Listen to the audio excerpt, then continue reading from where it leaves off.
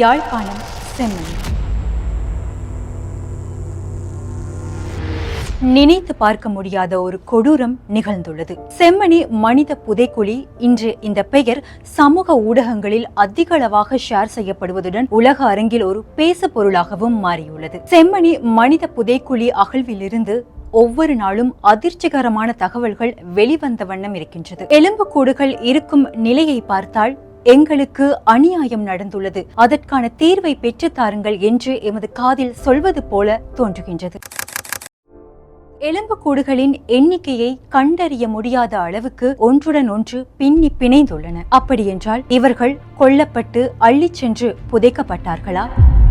இந்த மனித புதைக்குழியிலிருந்து சிறு பிள்ளைகள் விளையாடும் பொம்மைகள், புத்தக பைகள், பாதணிகளும் காணப்படுகின்றன. அப்படியென்றால் விளையாடிக் கொண்டிருந்த சிறு பிள்ளைகள் கொல்லப்பட்டார்களா?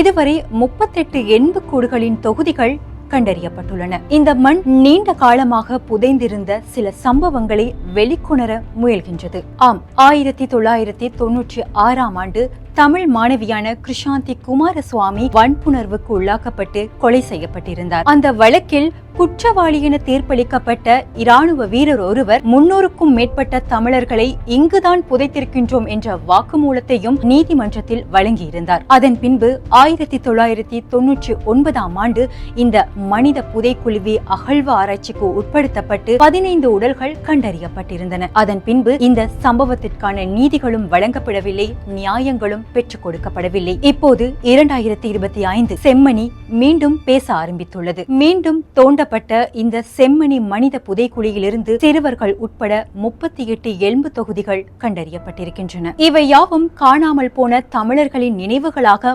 மண்ணிலிருந்து மேல் வருகின்றன. போதும் என்று சொல்லுகின்ற தாய்மார்களின் பதில்கள் இங்கே தேடப்படுகின்றன. இந்த சம்பவத்திற்கு பிறகு நாடுகள் மனித உரிமைகள் ஆணையாளர் வால்கர் ட்ரக் இந்த செம்மணி மனித புதைக்குழி தொடர்பில் ஆய்வுகளை மேற்கொண்டார். இதன்போது சுதந்திரமான நியாயமான விசாரணைகள் அவசியம் என்றும் அவர் குறிப்பிட்டிருந்தார். இங்கு ஒரு குற்றம் நிகழ்ந்துள்ளது, அதற்கான நீதியை தேடித் தருவது ஆட்சியாளர்களின் பொறுப்பு. தமிழ் மக்களின் ஏனைய பிரச்சனைகளை இந்த ஆட்சியாளர்கள் எப்படி தட்டி கழிக்கின்றார்களோ அதே போல இந்த செம்மணி மனித புதைக்குழி விவகாரம் தொடர்பில் ஆட்சியாளர்கள் கடந்து செல்லக்கூடும். காரணம், கடந்த கால அனுபவங்கள் அப்படி. இது தமிழர்களுக்கான ஒரு சுய நினைவு போராட்டம் அல்ல, இது பொது போராட்டம். நாமும் பேசவில்லை என்றால் இந்த நிலமும் ஒரு நாள் பேச மறுக்கும்.